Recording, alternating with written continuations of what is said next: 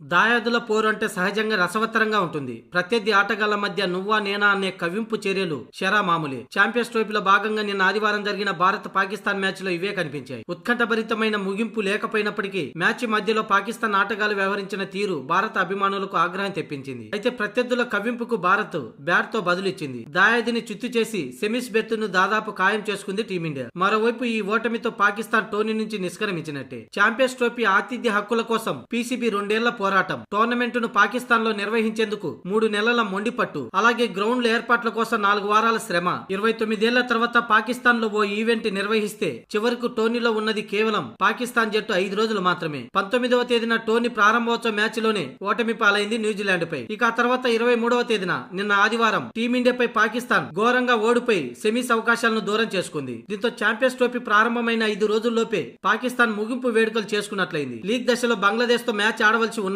ఈ రోజు బంగ్లాదేశ్ పై న్యూజిలాండ్ గెలిస్తే ఉన్న 5% అవకాశాన్ని కూడా కోల్పోతుంది. ఇక తమ జట్టు ఓటమిపై మాజీ వికెట్ కీపర్ కమ్రాన్ అక్మల్ స్పందిస్తూ, ఖచ్చితంగా ఇండియాని ఈ మ్యాచ్ లో గెలుస్తుందని నేను ముందే చెప్పినట్లుగానే జరిగిందని కమ్రాన్ అక్మల్ అన్నాడు. ఈ మ్యాచ్ కు ముందు అక్మల్ ఏమన్నాడంటే, అయితే ఈ మ్యాచ్ పాకిస్తాన్ గెలుస్తుందని నేను అనుకోవట్లేదు. ఎందుకంటే మా పాకిస్తాన్ టీం దుస్థితి తెలుసు. ఐర్లాండ్ లాంటి చిన్న జట్లపైనే ఓడిపోతున్నాం. అందుకే పాకిస్తాన్ తో ఈ ఛాంపియన్స్ ట్రోఫీలో టీమిండియా పక్కగా గెలుస్తుందని నేను నమ్ముతున్నా అంటూ అక్మల్ చెప్పాడు. పాకిస్తాన్ టీంలో బాబర్ ఆజం, మహమ్మద్ రిజ్వాన్, షాహీన్ సాఫ్రీద్ వంటి స్టార్ ప్లేయర్లు చాలా మంది ఉన్నప్పటికీ తమ జట్టులో నిలకడ లేదని, అందులోను భారత్ పై పాకిస్తాన్ రికార్డు ఈ మధ్య పేలవంగా ఉందని, ముఖ్యంగా ప్రపంచ కప్ ఈవెంట్లలో పాకిస్తాన్ పై భారత్దే పైచేయి. ఈ గణాంకాలన్నీ టీమిండియా వైపే నిలుస్తున్నాయంటూ కమ్రాన్ అక్మల్ చెప్పిన విషయం తెలిసిందే. ఇక మ్యాచ్ తర్వాత మరోసారి స్పందిస్తూ కమ్రాన్ అక్మల్, నేను ముందే చెప్పినట్లు పాకిస్తాన్ పై టీమిండియా అన్ని విధాలుగా బౌలింగ్, బ్యాటింగ్, ఫీల్డింగ్ లో అద్భుతంగా రాణించింది. కానీ ఆ మూడింటిలో పాకిస్తాన్ విఫలమైంది. అందుకే మా జట్టుపై నమ్మకం లేదంటూ మరోసారి పాకిస్తాన్ పై విరుచుకుపడ్డాడు కమ్రాన్ అక్మల్. మిడిల్ ఓవర్లలో పరుగులు రాబట్టేందుకు